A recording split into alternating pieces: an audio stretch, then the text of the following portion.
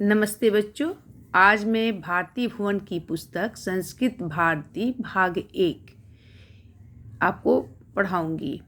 और ये पुस्तक जिन्होंने लिखा है वो हमारे शिक्षक रह चुके हैं, वो बंधु मिश्र जी और देवाकांत सर। उन्हीं की पुस्तक है और भाग 1 मैं आज आपको बताऊंगी। यहाँ पर आकारांत पुल्लिंग संज्ञा शब्द बताए गए हैं। आकारांत क्या है? जिन शब्दों के उच्चारण में, जिन वर्ण के उच्चारण में अ आए अंत में, वह अंत हो, वह आकारांत शब्द होता है। जैसे यहाँ पर नरह दिया हुआ है, ये र शब्द जो है वह कैसे बना? र जो इसको तोड़ेंगे तो बनेगा र प्लस अ बराबर र। ये हुआ हमारा आकारांत शब्द। उसी प्रकार से छात्र, सैनिक, हंस, शुक, मयूर, अश्व, हरिण और सिंह।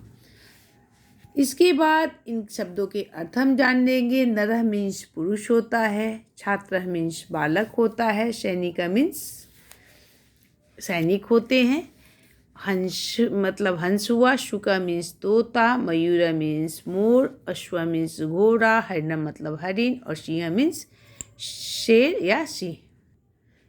अब मैं आकारांत शब्द की परिभाषा आपको यहाँ स्पष्ट कर देती हूँ। संस्कृत में लिंग, वचन इत्यादि के अनुसार शब्दों के रूप बदले जाते हैं।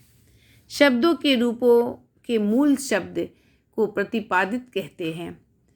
प्रातिपादिक पुल्लिंग, स्त्रीलिंग और नपुंसक लिंग के होते हैं। इस पाठ में आए सभी शब्द आकारांत यानी अ अंत वाले शब्द आकारांत होते हैं। पुल्लिंग प्रातिपादिकों में विसर्ग जोड़कर बनाए गए हैं।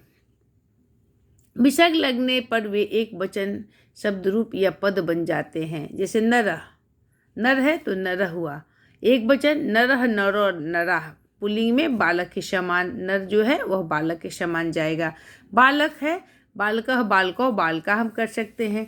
यहाँ पर शब्द संग्रह कुछ पुल्लिंग शब्द आकारांत किए गए। ये छोटे बच्चों, क्लास 5 तक के बच्चों के लिए ये है।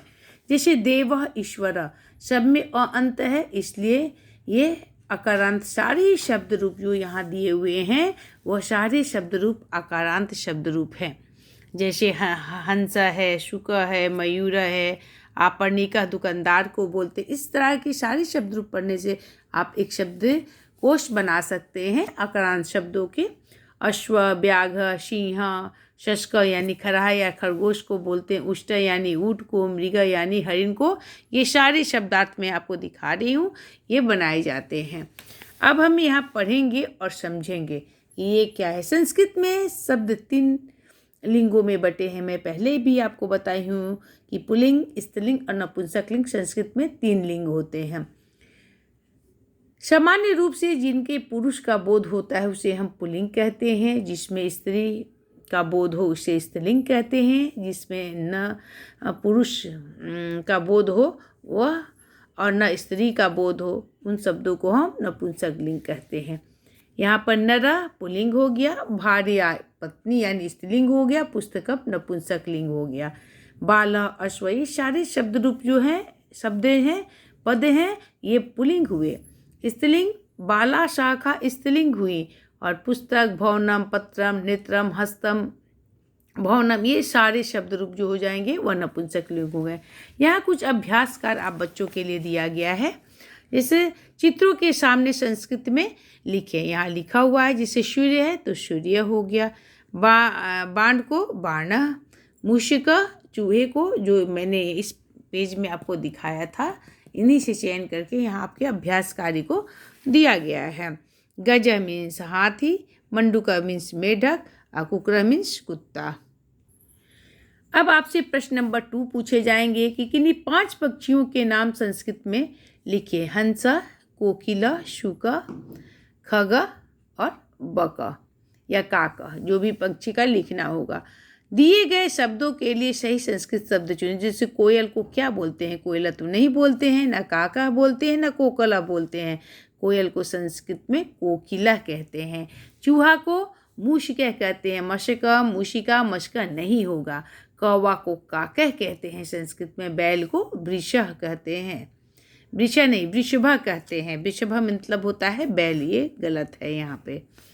उसके बाद निम्नलिखित शब्दों के संस्कृत में रूप लिखिए। बाघ का व्याघ्र, खरहा का शशक, बंदर का वानर, ऊँट का उष्ट। अब संस्कृत में नाम लिखिए। मैं जल के बाहर नहीं रह सकती। कौन है वह? मीन, मछली जो है वह जल के बाहर नहीं रह सकती। मैं जल बरसाता हूँ। जल की बारिश कौन करता है? मेघ करता है, यानी बादल। ये सारे शब्द पुल्लिंग है। मैं मनुष्यों की बोली की नकल कर सकता हूँ।